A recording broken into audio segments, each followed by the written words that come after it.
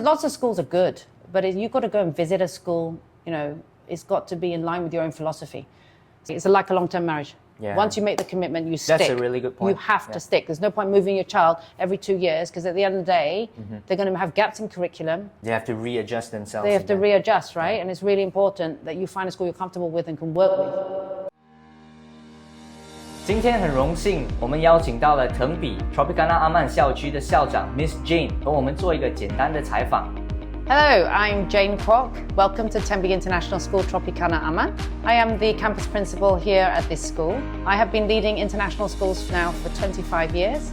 I've been with the Tenby group for the last 16 years and was the founding international school principal at our sister campus in Satya Eco Park, and then 3 years as campus principal in Tenby Schools EPO. And now I've had the opportunity to come and be with this school, which I started in 2018, and we're now in our 6th year of operation. Welcome. What makes a great international school? A great international school for me is definitely one that would always deliver on its promises. So a lot of international schools will always say, look, we've got great facilities, we promise X, Y, Z, but do we deliver on our promise? So academic success has got to be a given, and we can definitely promise that. But with that, academic success alone is not enough.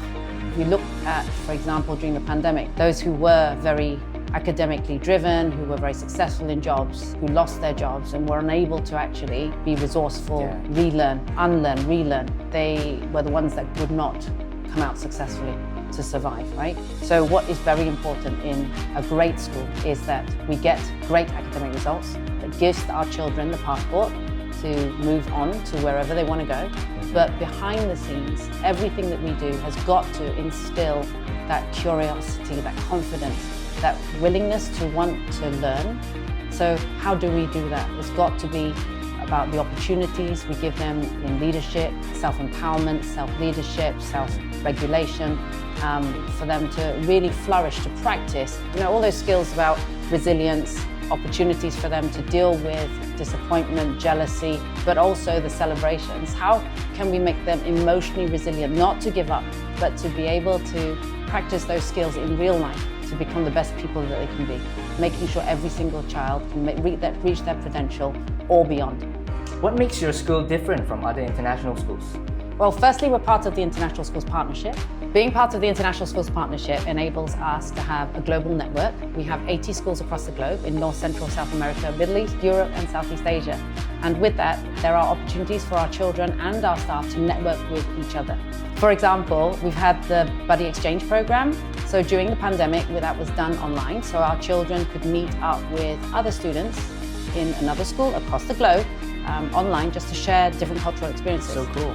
And last year we had one of our students who went to Spain and we did a buddy exchange program. So she went there for 1 month and then her buddy came over here for 1 month. And that was just a fantastic opportunity, again, to learn another language, just to immerse themselves in another culture. And there is no other schools group that enables the same collaboration. The other added advantage is for our staff, because staff development is crucial. So making sure that our staff are up to date, they're able to deliver, they understand the needs of individuals and children. So they can collaborate. We have 9 schools across Malaysia. They can network, they meet online, they can do moderation, they share good practice. Last year we had our first learning festival where we had over 100 participants and 50 speakers. And then this year we managed to have colleagues that came from India, Vietnam and Thailand join us, which was another great networking opportunity, and again to share best practices in classroom pedagogy. Another advantage that we've got is that we've been awarded the ISP Lab Schools project, which means that we are going to be focusing on really developing digital technology within the classrooms. Now that's not about just keeping kids busy and playing games. It is about really embracing digital literacy for the future so that the children are equipped to deal with both the traditional sense of reading and writing, arithmetic and all those important skills, but that we're giving them the digital element to ensure that no matter where they go in the future, they're able to adapt to any situation or context. Another exciting part of this project is out of the 13 schools, each school is given a topic to focus on. So our exciting adventure will be to enhance EAL support, which is English as an additional language. So any children that are coming in with little to no English will be fully supported and integrated within our school. So we will get additional funding and resources to help support that process so that the children can be as successful as they can be in English. Can you share with us your proudest achievement as principal of Tenby Tropicana Aman? I think the proudest achievement at Tenby Tropicana Aman is definitely the sense of community here. We work together very, very closely. So I'll give you an example. So we were open a year and a term when the pandemic hit, and we had preempted that schools were likely to close, and we'd already got onto our virtual learning platform. We'd done some lessons 3 weeks prior to closing with children, so they were familiar with that. We then trained staff, and then the pandemic hit. Obviously, it was just bang, we went online, but we had preempted that. During the pandemic, obviously, parents had to adjust very quickly, so did our teachers. We held weekly or fortnightly meetings, forums with parents, just talking to them about, how's the learning going? How do you think we could do it better? And we managed to even come up with bespoke learning opportunities. Such a great opportunity to work so closely with parents, to get their feedback, to give our feedback. And with all the different changes that came through the government, what was fantastic was that we could work through how we were going to do the best for our children. Together. That sense of community together, troubleshooting together, getting ideas together, while still upholding what we're wanting to get out of our children, to foster that confidence, that curiosity. So I guess that is what I'm most proud of, and that continues. So during the pandemic, we managed to double our student population because the offering online was much better than other schools. We added 200 students to our enrollment. During the pandemic, we came back with 200 students who'd never physically come to school, which was amazing. So we pulled together our parent body, our Parents Association, and we said, look, how do we get back that feeling, that ethos, that love of learning and understanding what we do?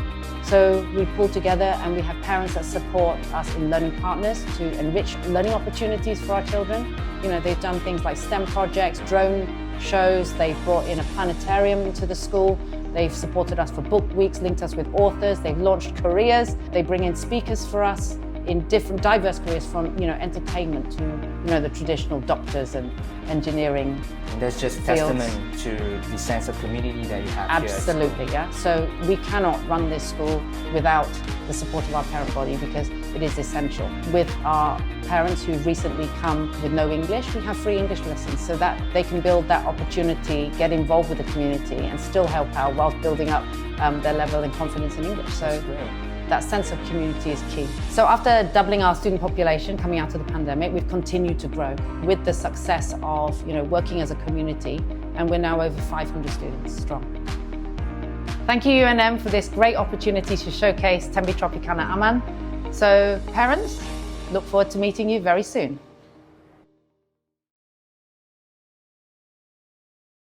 Okay, we'll start that again. Don't video that and put that in.